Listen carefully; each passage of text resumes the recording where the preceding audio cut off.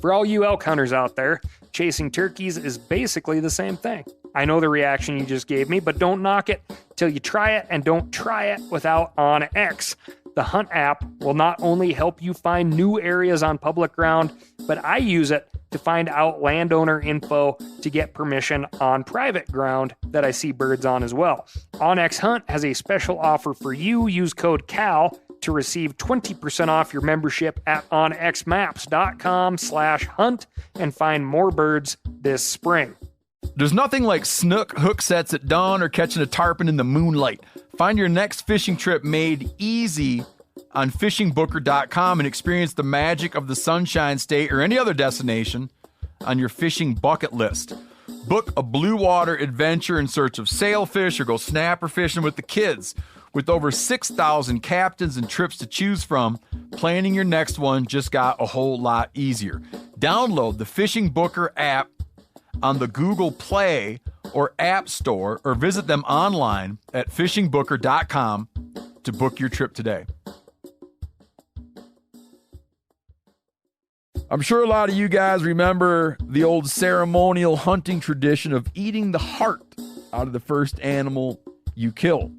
Meat from those organs are among the most nutrient-rich foods on the planet.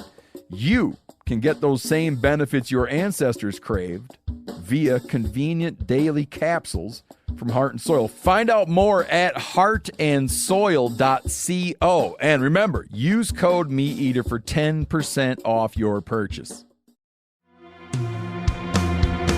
From MeatEater's World News Headquarters in Bozeman, Montana, this is Cal's Weekend Review presented by Steel. Steel products are available only at authorized dealers. For more, go to steeldealers.com. Now, here's your host, Ryan Cal Callahan. An Ohio man found himself in hot water last week for crying bear to get himself a free ride out of the woods. Local emergency dispatchers in Kanawha County, West Virginia, maybe it's Kanawha, I'm sure you'll tell me, received a call from a man who said he was being attacked by bears.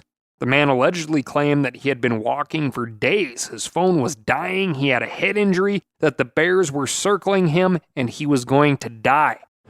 These bears are massive! I immediately regret this decision. The local sheriff's office sent search and rescue crews to save the man from his army of organized Bruins. After a 2-hour search in which they requested a helicopter from state police, they found 47-year-old Christian Leonhardt. First responders say the man was not bleeding and did not have any visible injuries. He apologized for wasting their time, but said he was, quote, extremely intoxicated and wanted a ride out of the woods. Ancestry.com says the last name Leonhardt comes from the words Leo, meaning lion, and hard, meaning hardy, brave, and strong. Christian Leonhardt turned out to be none of these things. Law enforcement was not sympathetic and is charging Leonhardt with falsely reporting an emergency incident. Big thanks to Jim Lane for sending us that story. This week, we've got wolves, ballots, legislation, mink, and so much more. But first, I'm going to tell you about my week. And my week was a little odd, not spent chasing elk this time of year, but I did manage to bag a couple of sage grouse, so you get a bonus snort report this week. We hiked all over Hellengone for sharptails, who I feel have left the really fun cover during a brief cold snap that put snow on the mountains here in Montana. I feel I did not find the sharptails because this touch of cold must have killed off a significant amount of grasshoppers, so they moved on to greener pastures, so to speak. On the way home, we pulled into an area that I had seen both sharptail and sage grouse in before. Starting our walk, we quartered downwind along a fence line for about a mile, then swung into the wind toward the opposite corner post of the CRP.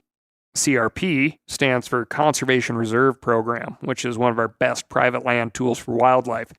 CRP essentially means holding back acres that could be in some sort of agricultural production and putting those acres ideally into like native grass that is then held in reserve.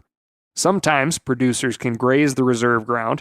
In times of drought, they can sometimes hay that ground, but for the most part, it is there to hold topsoil to the ground, mitigate market volatility, sequester carbon, and provide shelter and food for wildlife. For 2023, there will be 2.7 million acres of additional cropland enrolled in CRP, with 1.9 million acres rotating out, meaning that it will once again be able to, be farmed or grazed or what have you. We currently have about 23 million acres in the Conservation Reserve Program, so we'll have a net gain of 800,000 acres, which is a lot of dog walking. Anyway, I knew from previous hunts and e-scouting on the old Onyx that in between us and that corner post was a low spot in the field, probably an old buffalo wallow turned cattle pond that was at least a little bit different than the rest of the cover. When the bird scent is thin, Snort tends to range, meaning she gets out beyond effective shotgun range, head held high searching for scent, similar to how a pointing dog would do it. This is something I have allowed as we've built up trust in one another. I almost always have her whistle around my neck, and her fancy pants Garmin GPS collar has a tone on it, a beep that she's been conditioned to. A prolonged beep via a held button brings her back to heel. A quick jab gets her looking for me. When I see old Fuzzy Butt's head drop, her pace and tail quicken, I know the scent is picking up, so I give her a beat and hold my hand high in a whoa sign. Like, wait for me is what I'm saying. I close the gap and I motion her on. And just that quick, that fresh, snow-cleaned blue sky is full of relatively slow-moving bombers, the greater sage grouse, some small, some big. I pick a small one out and it tumbles. Snort is on the retrieve, and as I start to meet her, a big bird erupts at my feet. I have time to realize that I have shot my back or second trigger on the side-by-side. Did that first instead of second, and then I slide my hand forward to the first trigger and bag a prolonged pair, you could call it. One big bird, one small, equals one limit here in Montana. Snort falters here a little bit by dropping the young bird and sprinting to get the old one before completing her handoff. Sage grouse legs and thighs and fresh from the garden tomatoes, garam masala, piri-piri, garlic, ginger, and coconut milk. Absolutely fantastic. And it was a heck of a way to end a weekend. Snort and I are starting to eye random migrations of cranes and Canada geese, but pheasant season is around the corner too. And if this bird thing just does not do anything for you, if you have a hankering to hang yourself in a tree from like a saddle or stand on a platform, pay special attention to themeateater.com for Whitetail Week. Lots of awesome content coming your way from people who really know how to hunt whitetails, lots of great how-tos, strategy, and a few deals on gear of all kinds too. And oh my gosh, it's October! Holy cats, I'm panicking. I swear if you close your eyes, fall will just be gone. It's the most wonderful time. Moving on to the wolf desk. The U.S. Fish and Wildlife Service announced this month that it had approved Colorado's plan to introduce an experimental wolf population in the state. This rule was granted under Section 10J of the Endangered Species Act, which allows the Fish and Wildlife Service to designate an introduced population of animals as non-essential and experimental. Colorado Parks and Wildlife had asked for this status because it gives the state the greater flexibility in how it manages wolves in the state. Specifically, it allows landowners and ranchers to kill wolves that are threatening and killing livestock. The state will still have to confirm that a depredation incident has taken place, but the 10J designation gives Colorado officials more options as they work to address the concerns of residents and landowners. Coloradans who oppose the wolf reintroduction plan are happy about this rule, and it's easy to see why. But the fact that the Fish and Wildlife Service approved the rule is more than a little ironic. The Endangered Species Act allows a 10J population to be established, quote, if it will be released into suitable natural habitat outside the species' current range. The habitat on Colorado's western slope might be suitable, but many would argue that it's not outside the species' current range. In 2019, Colorado Parks and Wildlife observed a female wolf in north-central Colorado that had traveled down from the Snake River Pack in Wyoming. 2 years later, the agency confirmed that a male wolf was traveling with that original female. Later that year, biologists observed 6 puppies with the pair, and one of those puppies has been collared by Colorado Parks and Wildlife. This region of the state appears to be within the proposed reintroduction area, which means this is looking more like an addition than a reintroduction. but we kind of already knew that. However, the voters have spoken. Colorado hopes to have paws on the ground before the end of the year, and the 10J designation is a big step in that direction. Jumping over to one of my favorite desks, which is the mustelid desk. As many as 8,000 mink escaped a Pennsylvania fur farm last week after officials say someone cut a hole in their enclosure. State police are investigating who might be behind the great mink escape, and they're urging locals to stay away from the now wild animals. A local animal hospital is offering to take in any mink that are captured or found injured, but the vet says it will be impossible to catch all of them. It looks like the Northumberland area of Pennsylvania is going to have a mink population for at least the next couple of, weeks, a month. This isn't the first time a company of mink have made a break for it. As many as 10,000 of the animals in the weasel family escaped an Ohio fur farm last year, which we covered in episode 187. More recently, about 3,000 mink escaped a fur farm in Wisconsin. Behind each of these escapades is an animal rights group called the Animal Liberation Front, or ALF. This is a loosely organized group of what you may call eco-terrorists, and their members regularly engage in this kind of behavior. They say they received an anonymous letter about this most recent jailbreak from the person responsible. This person says in the letter that they were inspired by the ALF website. Quote, "I saw your mink prison recently and was not impressed," this person allegedly said of the fur farm. When the cage latches were opened, the mink jumped out to experience their first steps in grass and mud. I hope most have escaped to freedom and no more animals are ever imprisoned and slaughtered here again. Whatever happened after I left, I hope it was expensive. Local media has already reported that traffic has slowed in some areas thanks to dead mink on the roadway. Not all of the furry animals escaped to live their best lives. In fact, I'm sure weasels can adapt better than a lot of animals, but they still need to adapt really fast because they've never been around anything that can kill them. Moving on to the legislative desk. I have good news to report out of Washington, D.C., which isn't something I say very often. Last week, the U.S. House passed the Duck Stamp Modernization Act on a unanimous voice vote. Under current law, when a hunter purchases an electronic federal duck stamp, that e-stamp is only valid for a period of 45 days. Once the physical stamp is received, it must be signed by the hunter and be in the hunter's possession while afield. The Duck Stamp Modernization Act would allow hunters to use that electronic version of the duck stamp throughout the entirety of the season. They would still have the physical stamp mailed to them, but not until after the latest waterfowl season has ended. The U.S. Senate passed a slightly different version of this bill, but considering the strong support in both chambers, I wouldn't be surprised to see this take effect next year. Now, just a real refresher here, one of the best things that you can do for wildlife is buy a duck stamp. A significant portion of your $25 goes directly to our refuge system, which really needs the cash right now. Hunter numbers are declining, specifically waterfowl hunter numbers are declining, which is the main revenue source. But everybody knows refuges provide not only a ton of biodiversity, but a ton of enjoyment for folks throughout the season. Fantastic bird watching, wildlife watching, etc. Not to mention great fishing, and there's some whitetail hunting and some too. Anyway, the reason that the Modernization Act has come around is because that stamp is supposed to be affixed to something, namely like your license. Right, but folks who travel can't take that stamp and affix it to another license. Also, are you supposed to just affix that stamp to like the back of your phone for all these states that do e-tags and e-licenses? That's the situation that we're running into here. So also, the fact that you got to sign the stamp is to prevent people handing that stamp off to another hunter, like splitting the cost of one duck stamp. But anyway, now you're caught up. That's the reason for the need of the Modernization Act.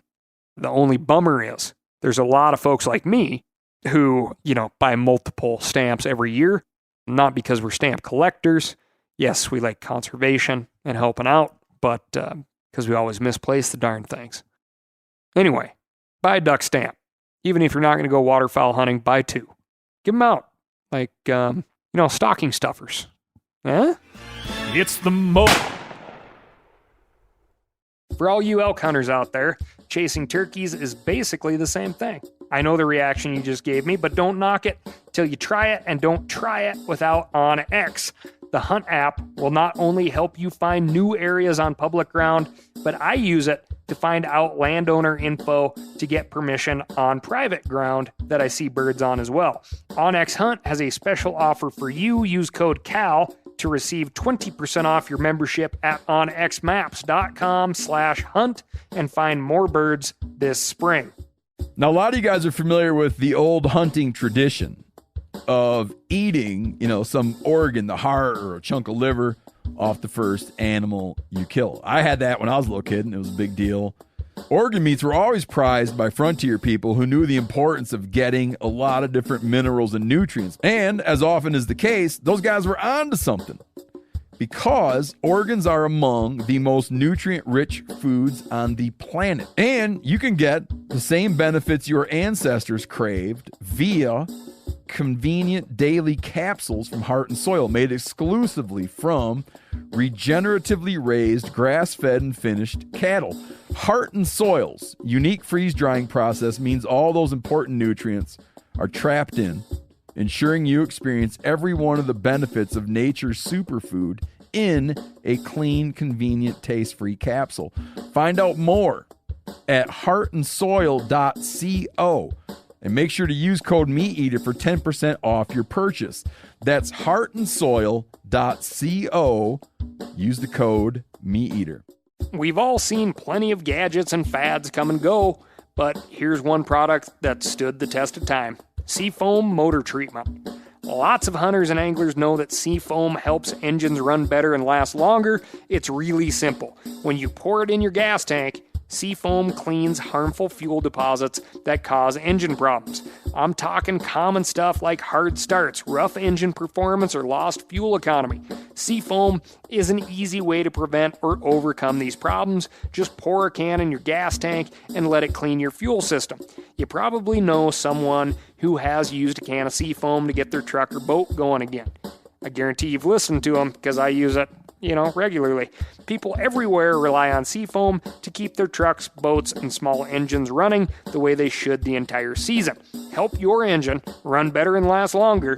Pick up a can of Seafoam today at your local auto parts store, or visit seafoamworks.com to learn more. Idaho Fish and Game is asking for the public's feedback on 2 proposals that would close portions of the state to shed hunting next year. In response to last year's severe winter, the Idaho State Legislature passed a bill giving the Fish and Game Commission authority to seasonally restrict the possession, transportation, and collection of sheds.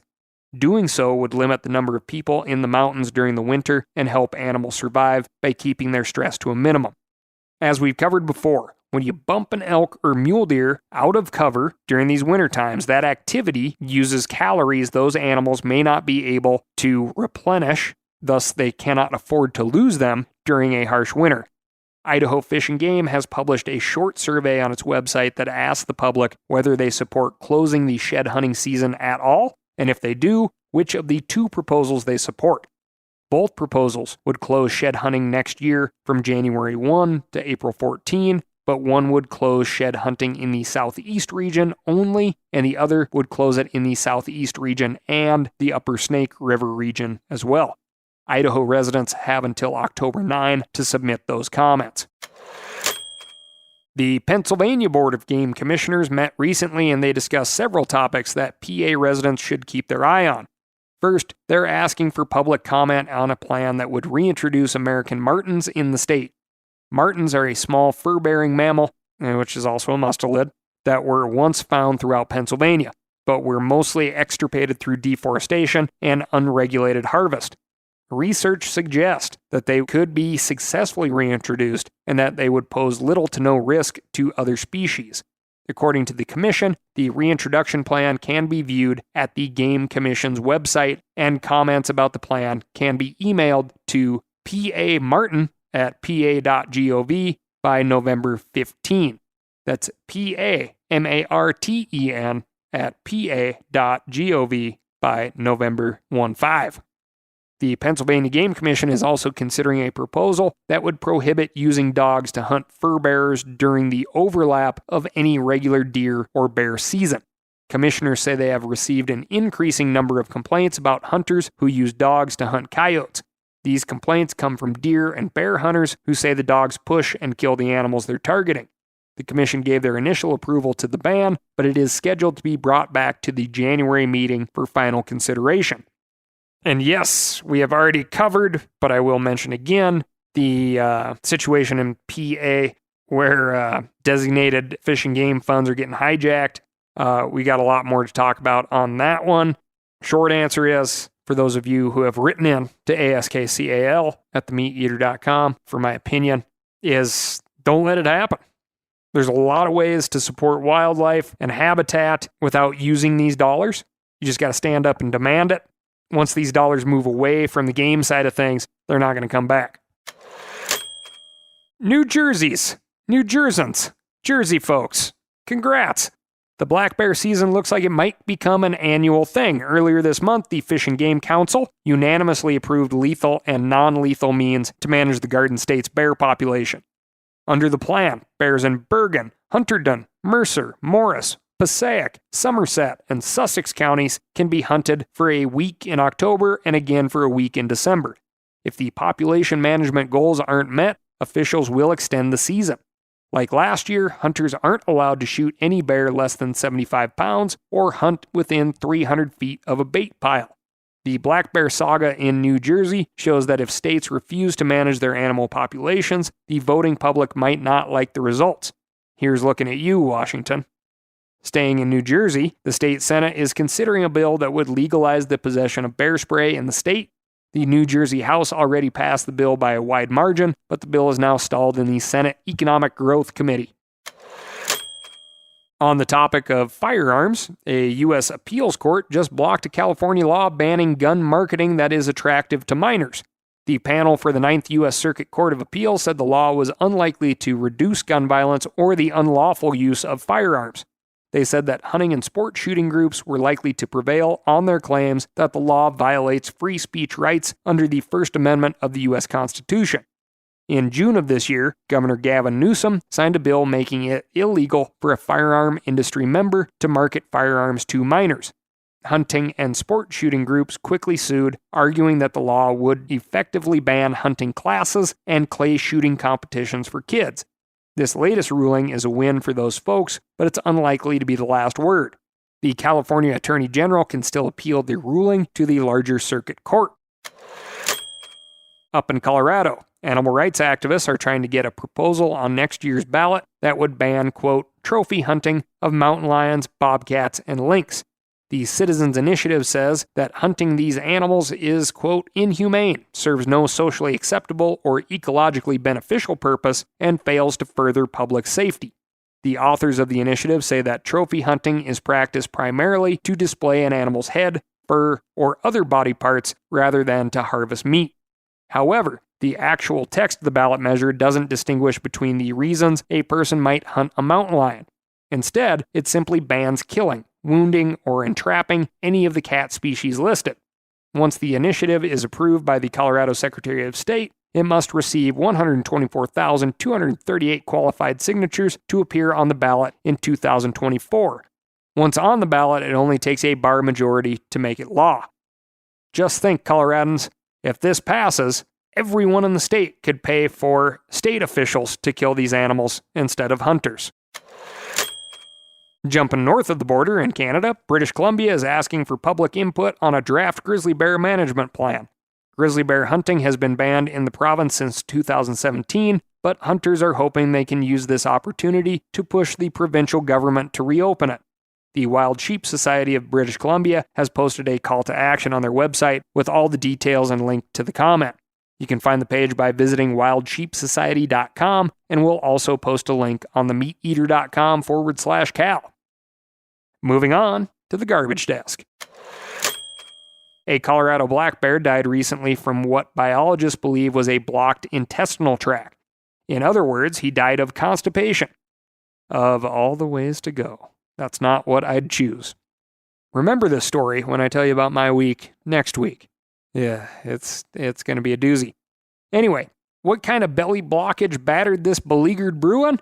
According to the Colorado Parks and Wildlife, its intestines were filled with trash. The 400-pound boar, quote, showed signs of infection and was suffering from a severe intestinal blockage caused by consumed human trash. A photo published with the press release showed a pile of wet wipes along with other garbage that kept the bear from digesting food. The bear was well known in the Telluride area and is believed to have broken into a home earlier this summer. Locals observed the bear acting strangely and called wildlife officials. They confirmed that the bear had puffy eyes and discharge from its eyes and mouth. They also noticed that the bear walked in a humped fashion and seemed reluctant to move, which indicated abdominal pain. The bear had previously responded to hazing techniques, but it wasn't having it when wildlife officials tried to scare the bear away this time.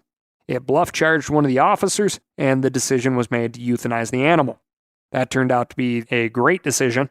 A necropsy uncovered an entire convenience store worth of junk in the bear's digestive tract, including paper towels, disinfectant wipes, napkins, parts of plastic sacks, and wax paper food wrappers. Let's keep our pipes clean. Throw it in the trash, don't flush it. This plug of trash was accompanied by French fries, green beans, onions, and peanuts. Past the plug, the small and large intestines were empty of anything except expanding colonies of bacteria. Keeping trash away from bears and other wildlife isn't just about protecting people. The junk we eat isn't great for animals. But what's even worse is the junk that the junk is wrapped in. If you've ever seen your dog go after something wrapped in plastic, you know that they don't care too much about ingesting a wrapper here and there to get that sweet or salty goodness in their belly. Telluride has an ordinance requiring residents to secure their trash, but there's no indication that this incident is being investigated further. I'd expect enforcement of that ordinance to tick up in the weeks to come. Let your VRBOers know what's up, okay? Moving on to the doe desk. Whitetail seasons are underway in states across the country, and some of those states are begging hunters to shoot more does. Listener Jeff McCormick sent me an open letter to Michigan deer hunters penned by Chad Stewart, a deer management specialist for the state's Department of Natural Resources. Stewart says that hunters in the lower peninsula aren't taking enough does to control the growth of the deer herds in many areas. The only year Michigan hunters took more does than bucks was in 2009. Illinois, Ohio, Indiana, and Wisconsin, by contrast, all typically harvest between 8% and 25% more does than bucks in a given year. Stewart says that most Michigan hunters go after bucks almost exclusively for the first few weeks of the season. If they get a buck, they might think about shooting a doe, or they might keep holding out for a bigger buck to come along. This buck-first mindset is a problem from a management perspective because the Orange Army in Michigan is predicted to drop down to 450,000 hunters by the year 2030. That's down almost half from the 800,000 hunters there were in the year 2000. Stewart also argues that taking more does early in the season will give hunters a better experience. Biologists say that deer herds tend to be healthier with a balanced doe-to-buck ratio, and healthy deer typically means bigger bucks. Taking does prior to the rut also increases your odds of seeing more action during the rut. If a buck has lots of options with little competition, you won't be as motivated to move and chase. With a more balanced doe-to-buck ratio, you're more likely to see multiple bucks chasing a single doe. Hunters worry that killing a doe early in the season will spook any big bucks in the area. While I suppose that could be true in some scenarios, I don't think it's something hunters should be too worried about. You might spook a buck tracking a wounded doe, but as Tony Peterson pointed out recently in an article on themeateater.com, it's likely that buck will be back in its home territory within a few hours. I get why hunters want to focus on their target buck before thinking about a doe, but for the long-term health of the Michigan deer herd, it might be time to change that paradigm. And, take it from me, people are just more sympathetic when you're like, listen, I went out early in the season, but all I got was a doe. I got this buck tag burning a hole in my pocket. Can I get the afternoon off? That works. It does. Bag a doe, go get yourself a buck later on. Jumping over to the mailbag desk. Listener Erica Higgins wrote in with a clarification on a segment we did a few weeks ago about mushroom identification, and it's a great one. I told you about foraging books written by artificial intelligence, one of which recommended identifying mushrooms by tasting or eating them. I mocked this as a bad idea considering how poisonous some mushrooms can be, but Erica pointed out, and absolutely 100% correct, that in some instances, the nibble and spit method is very necessary to identify certain mushrooms. In fact, it's in a lot of survival books out there too.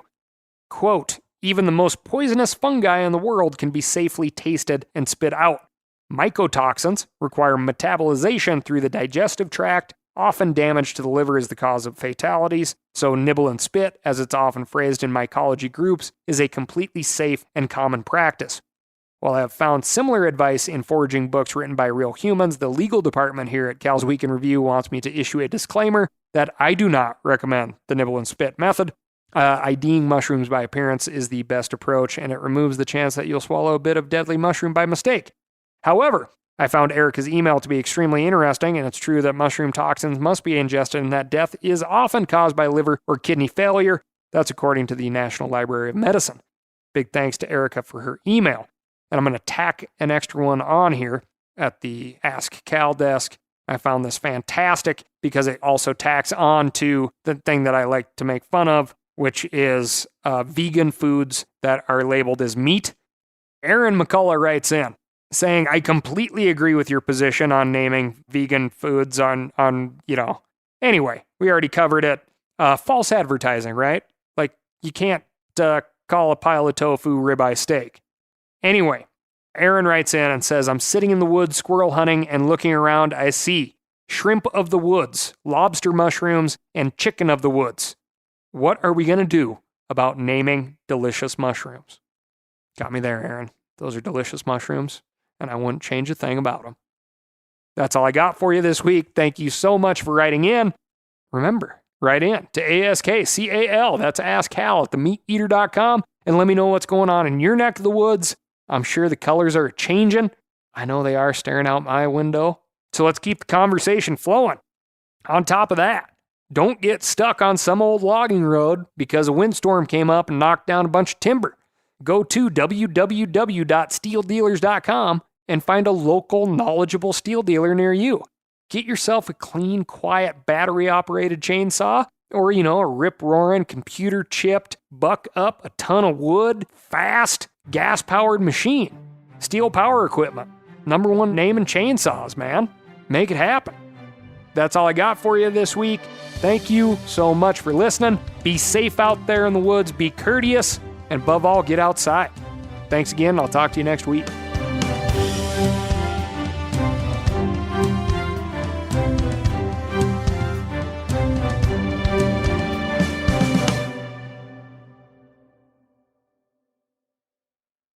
I'm sure a lot of you guys remember the old ceremonial hunting tradition of eating the heart out of the first animal you kill. Meat from those organs are among the most nutrient-rich foods on the planet. You can get those same benefits your ancestors craved via convenient daily capsules from Heart and Soil. Find out more at heartandsoil.co. And remember, use code MeatEater for 10% off your purchase. Hey, I just sat down with the owners and operators of Maui Nui Venison. They're on a mission to balance axis deer populations on Maui while giving back to the community and run a totally sustainable operation. For folks like me who want to get your own meat but aren't always successful, you can become a snack subscriber, get some axis deer sticks sent right to your door. Visit MauiNuiVenison.com. That's MAUINUI. venison.com and use promo code CAL for 20% off your first order.